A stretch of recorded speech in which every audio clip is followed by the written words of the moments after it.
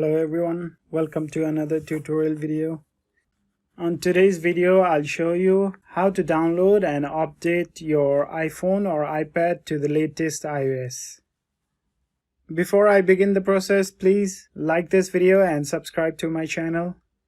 First of all, unlock your device and go to the home screen and look for Settings and tap on Settings and scroll down and you'll see General.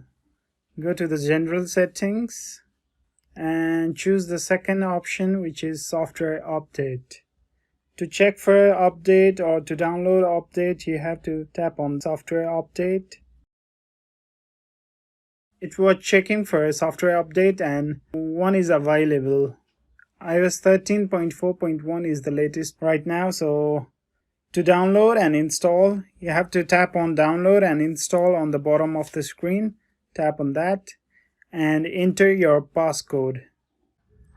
After download is completed, the system automatically prepares for the update and the phone or iPad will prompt you if you want to install the update or not. Wait for the prompt and tap on Install Now to update your iPad or iPhone. That's all for this video. Thank you for watching. Please like this video and subscribe to our channel.